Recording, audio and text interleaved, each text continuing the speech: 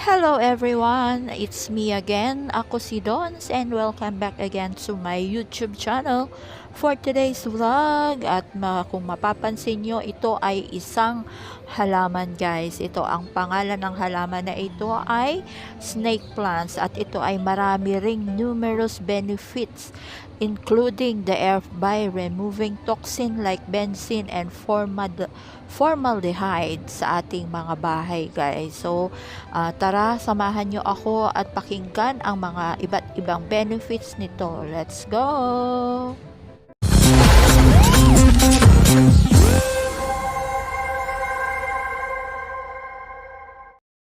So, ayan na nga guys, ano nga ba ang snake plants? Ang snake plants na ito guys ay common house plant. The Dracena trifasciata is native to Asia and Africa. It is recognized by its evergreen sword-shaped leaves which grow upright and almost resemble artificial foliage. Snake plants are often used home decor because they are pleasing to the eye, easy to care, and require little water to survive. Ayan. So, ano nga ba ang mga benefits nito, guys? Ang mga benefits nito ay filter indoor air. Ito ay number 1 yan, guys, ha? Ang number 2, removes toxic pollutants. Kumbaga, nagle-less siya ng mga toxic sa hangin, kung ano mga toxic na galing sa hangin. So parang taga-salo or nagpo-protect siya guys. May help boost mental health, easy to care for, effective against allergies, may help enhance the energy of a space according to Feng Shui, may help with minor ailments. So, dito tayo sa number 1, ang filter indoor air even at night. What's the unique about this particular plants, guys?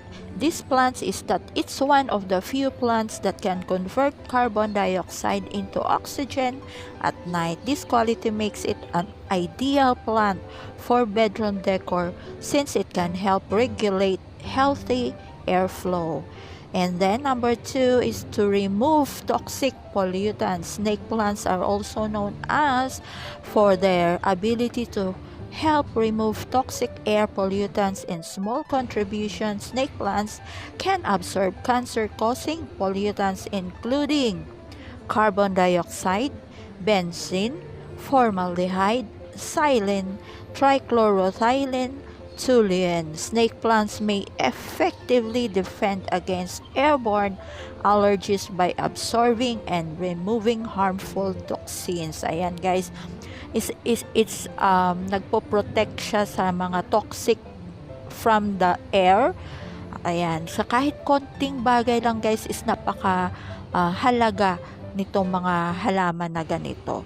Isa din siyang mental health booster, while the benefits of indoor plants on mental health still warrant further scientific research. That concept that plants play a positive role is well established according to 2018 research. Horticultural therapy is even used in mental health treatment due to its therapeutic effects. Indoor plants can be added to workplaces, school, and medical facilities as a low-cost and low-risk way to improve this environment. Ito din siya guys is low maintenance and easy to care for. The snake plant is common house plant for many reasons. One is that it's so easy to care for. Potted sansevieria plants are common for all continents. Explain the nature ID botanist Halina Shamshur. Being very undemanding, they're often grown as on window sills in houses, apartments, and different public buildings. According to Shamshur, snake plants can tolerate both shades and direct sunlight, underwatering drafts, and dry air. They also don't require frequent repotting and hardly ever get infested. Ito rin siya guys effective against allergies. So snake plants can help lessen the impact of airborne allergens like dust and thunder by releasing oxygen and adding moisture to the air. So ayan nga yung sinasabi ko kanina, isa rin siya sa nagpo-protect sa mga toxin na nagmumula sa hangin. And a little feng shui can go along the way.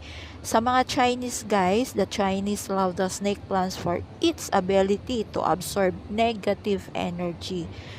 Ayan, according to Feng Shui, placing Sansevieria in a classroom facilities learning. Shamsor notes that snake plants are believed to absorb negative energies and eliminate bitterness and jealousy. She suggests replacing them in a room where people tend to argue or near appliances to emit harmful radiation. Ayan, so parang kumbaga meron ka nito, so parang less argue, or sa mga hindi nagkakaunawaan na pamilya, so maglagay ka daw dapat nito guys. Tapos ito pa yung pinaka-important niya guys, ang relieves, nagre-relieve siya sa mga minor physical ailments. So ayan, paalala ulit guys, make sure to consult with a doctor before using snake plants for treatment of any symptoms. Never eat or drink any parts of the snake plants. So ayan, paalala.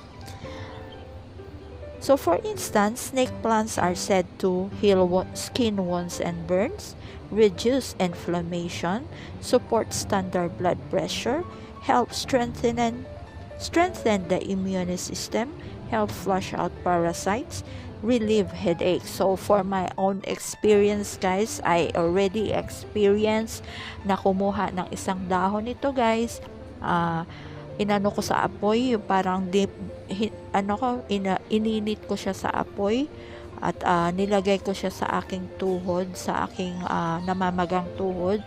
So, based on my experience, after 3 days, nawala na ang kanyang pamamaga. So, 'di ba? Kahit andito lang tong mga halaman na to sa ating kapaligiran, so ngayon alam na natin ang mga benefits at halaga nitong mga halaman na ito. So you can apply the sap from the plant's leaves to the wounds, burns, and inflammation. So aromatherapy can help you get rid of a headache. Oh, so kumbaga yung amoy nito is wala ng sakit ng ulo. As a reminder, that this Shamsur says to be careful when using snake plants for healing purposes.